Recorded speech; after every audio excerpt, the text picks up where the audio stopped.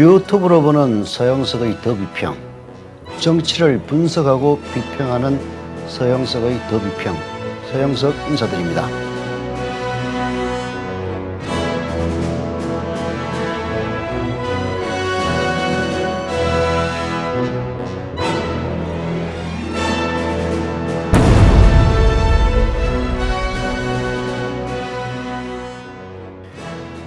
대선이 시작되기 전에 저는 이제 여러 후보들을 따져보면서 이재명 후보의 경우는 사실 나올 악재가 다 나와서 올해 뭐 그렇게 있을까 하는 생각을 한 적이 있습니다.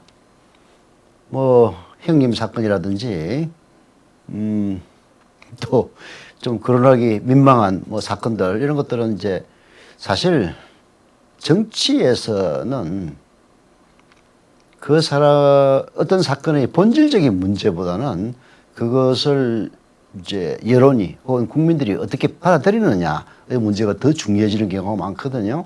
그래서 한번 나왔던 문제는 다시 거론됐을 때 파괴력이 매우 떨어지는 그런 효과가 있습니다. 그래서 이제 나올 악재 다 나오지 않았느냐라고 생각을 하면서도 그래도 나온다면은 이 양반이 이제 성남시장, 경기지사를 성남시장을 2번 했고 경기지사를 하고 있기 때문에 임기 중에 뭔가가 뭐 캐는 대상이 되지 않을까 이렇게 생각을 한 적은 있습니다. 제 아는 그 기자 선배분이 하여튼 그분이 이런 얘기를 하더라고요. 지방자치단체장은 오른쪽에는 뭐 예를 들어서 구청장이면은 구청, 왼쪽에는 교도소인 담장 위에서 걸어가고 있는 거하고 똑같다. 그만큼 이권의 유혹이 크다는 그런 이야기죠. 인허가라든지 뭐 이런 것들의 그 최종 결재권자가 그 지역에서는 그 지방자치단체장이기 때문에 이권의 유혹이 굉장히 크죠. 뭐 그런 포커스에서 나온 것이 대장동이 아닌가 하는 건 생각이 들었습니다. 보수 언론들은 이제 대장동으로 이재명을 보낼 수 있다 이렇게 판단한 것 같습니다. 요즘 나오는 보도들을 보면은 그야말로 전방위로 나오죠. 이런 식의 뭐 믿거나 말거나 전부 다 측근이고 전부 다 의혹이고 이런 식의 보도는 우리가 뭐 여러 번 겪은 바가 있습니다. 최근에는 뭐 조국 교수도 그랬고요.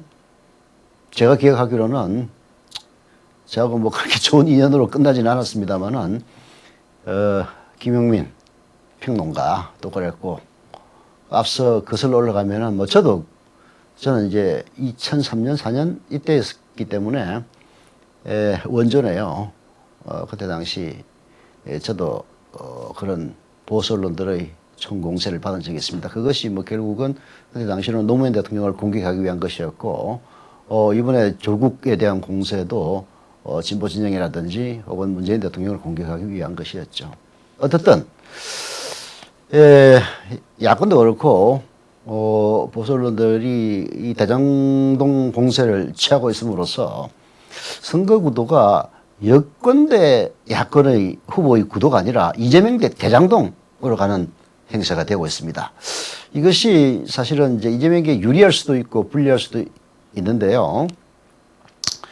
결국 결과만 놓고 얘기한다면은 결과를 보면서 얘기를 한다면은 이재명은 대장동만 이기면 대통령이다. 이런 행세로 가는 것이 아닌가 하는 그런 생각이 듭니다. 당연한 결과지만 이재명을 제외한 다른 후보들이 그 결과 이 행해화되고 있다는 겁니다. 즉 행해화라는 게 너무 어려운 말을 썼나? 이게 산산이 흩어지고 부서져 가지고 이 사람들이 그 여론의 관심 대상이 되고 있지를 않아요. 이재명이 대장동과 관련이 있느냐 없느냐 오로지 그것이 최대의 이슈가 되는 그런 형국으로 선거판이 짜여지고 있습니다. 결국 이게 참 다른 후보자들 입장에서는 별로 좋지 않은 구도입니다. 윤석열, 홍준표, 이낙연 뭐 처음부터 그랬지만 끝까지 반사의 득만을 구걸해야 되는 그런 기막힌 상황에 놓인 것이 지금의 행세다라고 볼 수 있습니다. 자, 이런 행세를 극복을 하려면은 그 후보 자체가 뛰어나면 됩니다. 아, 정말 이 사람 할 만한 사람이야 라면 되는 건데, 사실 대장동에 대한 공세가 이렇게 치열하게 전개되고 있음에도 불구하고 이재명에 대한 지지도가 그렇게 큰 영향을 받고 있지 않은 것에서도 보듯이 다른 후보들이 한마디로 큰 임팩트가 없다는 얘기예요. 이렇게 이재명이 얕은 의혹 하나만으로도 뭔가 공경에 몰리고 있으면은 다른 후보들이 치고 나와야 되는데 전혀 그런 형세가 안 되고 있거든요. 후보 하나하나를 따져보면은 진짜 이들의 역량이 대통령이 될 만한 것이냐라는 의문을 들게 만듭니다. 제일 먼저 윤석열부터 한번 따져보죠. 윤석열은 사실 준비 안 된 후보의 아주 전형적인 길을 밟고 있습니다. 뭐 고건도 그랬고 황교안도 그랬고 안철수도 그랬는데요. 한마디로 얘기하면은 깜이 아닌 거죠. 야구 좋아하는 분들은 야잘잘이라는 말 씁니다. 야구는 잘하는 놈이 잘한다 이런 얘기죠. 잘하는 선수가 잘한다. 놈이 아니고 놈은 취소하겠습니다. 될 놈 될이란 말도 있고요. 될 사람이 된다는 얘기죠. 결국은 대통령이든 뭐든 그 반사이득이 아니라 자기 자신의 역량에 의해서 그 사람이 나라를 경영할 수 있다라는 인식을 여론 혹은 국민에게서 받아야만이 되는 건데, 윤석열 후보는 전혀 그렇지가 않다는 얘기죠. 뭐 후보로 선언되고 나서 지금 이르기까지 온갖 의혹들이 다 양산이 됐고요. 심지어는 최근 들어서 뭐 손바닥에다 왕자 문신을 새겼다든지 학문침이 어쩌고 하는 그런 참 입에 담기 어려운 이야기마저 나오는 지경입니다. 왜 그런가? 문재인이 임명했는데도 문재인과 싸우고 나왔다는 것 외에는 내세울 게 전혀 없기 때문입니다. 그동안 열심히 공부한다고 하긴 했습니다만은 제가 정치기자 오래 하면서 공부해가지고 경륜 쌓은 사람 한 명도 못 봤어요. 경륜은 가해로 안 됩니다. 그래서 전체적으로는 이게 여야 후보를 통틀어서 여론조사를 하면은 윤석열이 이 홍준표보다 앞섬에도 불구하고 당내 후보만 놓고 여론조사를 하면은 홍이 앞서는 경우가 종종 나오는 것도 결국은 준비 안 된 후보, 깜이 아닌 후보이기 때문에 사실은 이런 일이 벌어지고 있는 거죠. 결국 그 윤석열의 전략은 제가 보기에는 자기가 잘나가지고 대통령 되기 어려운 사람입니다. 대장동을 학수고대 해가지고 어떻게든 이재명이 낙마해라 라고 정화수 놓고 빌면서 안 되면은 차기를 노리는 전략으로 전환해야 됩니다. 이게 사실 이제 일종의 출구 전략인데요. 이게 정말 어려운 겁니다. 사실 상당한 기대를 받으면서 출구 전략에 실패해서 그야말로 지금 있는지 없는지 모를 지경이 된 사람들 굉장히 많습니다. 황교안도 그랬고요. 고건도 그랬고 특히 안철수가 그렇습니다. 그 출구 전략에 실패한 사람 또 한 명 더 있죠. 지금 윤석열을 위협하고 있는 홍준표도 그렇습니다. 사실 홍준표 후보는 두 사람이 낙마해야 대통령이 될 수 있는 사람입니다. 한 사람이 낙마하는 것도 힘든데 나머지 한 명까지 또 낙마를 하지 않으면은 홍준표로서는 차기를 노리기 어려운 상황입니다. 사실 홍준표로서는 이번이 마지막 기회죠. 지난번에 문재인 대통령에게 한 560여만 표 차이로 졌죠. 물론 이제 홍준표로서는 할 말은 있을 겁니다. 야, 박근혜가 탄핵받은데도 이 정도 내 표 얻었으면 선전한 거 아니야? 라고 얘기할 수 있고요. 아, 그때 안철수도 표 많이 얻었어. 안철수하고 합치면은 문재인 이겨. 이런 식으로 주장할 수 있는 근거는 충분합니다. 당시 문재인 대통령이 41%, 홍준표가 24.4%, 안철수가 21.4%를 얻었기 때문에 두 명 합치면은 한 45, 6% 돼가지고 문재인 대통령보다도 앞섰습니다. 그래서 그런 이야기를 할 근거가 전혀 없는 건 아니죠. 그러나 아까 출구 전략 나왔습니다만은 홍준표가 낙선한 이후의 행보들을 보면은 사실 보여준 게 전혀 없습니다. 사실 뭐 구구절절히 따질 것도 없이 홍준표가 뭘 했지? 라고 물어본다면은 뭐 그걸 기억하는 국민들이 별로 없어요. 물론 이제 정치 전문가라든지 저처럼 옛날 걸 찾아가지고 이렇게 일일이 밑줄 쫙 쳐가지고 공부하는 사람이 아니라면은 알 수가 없습니다. 어떤 후보든지 퇴임이 아니라 이 다음을 기약하면서 사실은 정치를 해야 돼요. 지난 2017년 대선 때 이재명, 문재인 그때 당시 후보, 이재명 후보, 그리고 안희정 후보가 있었는데 이재명이나 안희정 그렇게 훌륭한 스탠스를 밟지는 못했죠. 안희정은 끝까지 그 보수표에 기대가지고 문재인 공격하다가 결국은 그 이후에 뭐 다른 문제로 이제 낙마하긴 했습니다만은 이재명도 결국 막판에 이제 스탠스를 바꿔가지고 그나마 욕을 덜 먹었지. 어떻든 이 참 출구 전략을 제대로 하는 후보를 찾기가 어려운데요. 홍준표 역시 그런 과정을 거쳐서 결국은 대통령 되기에는 조금 어려운 그런 인식들이 현재의 홍준표 위상을 만들어낸 게 아닌가 하는 그런 생각이 듭니다. 가장 안타까운 후보가 사실 이낙연 후보인데요.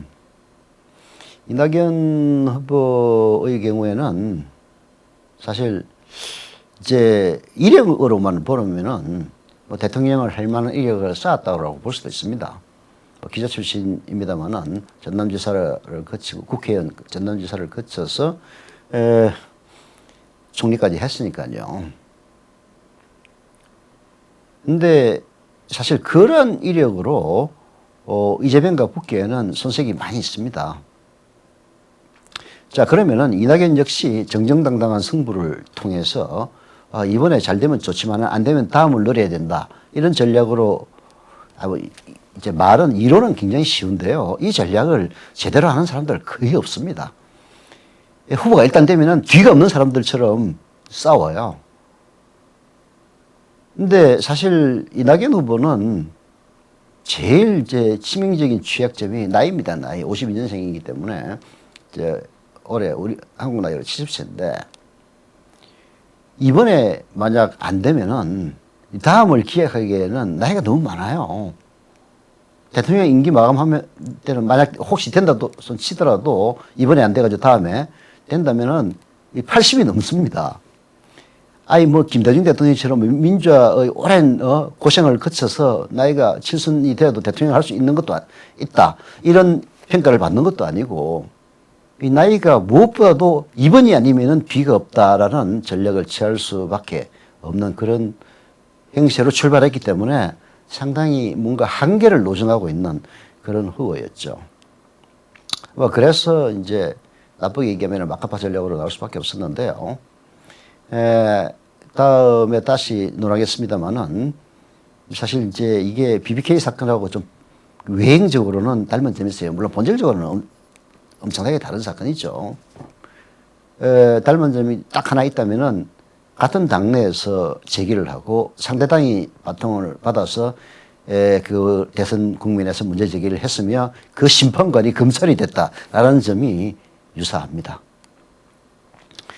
2007년 12월, 그때 대선이 12월이었는데 12월 대선을 한 일주일 조금 한 열흘 정도 앞두고 검찰이 최종 수사 결과를 발표하면서 뭐 BBK 무죄로 나와서 그때 당시 뭐 어차피 정동영 후보는 너무 약세였기 때문에 대통령이 이제 끝났군 이렇게 했는데요. 그때도 검찰이 심판관이었습니다. 물론 그때 검찰의 수사는 엉터리 수사였죠.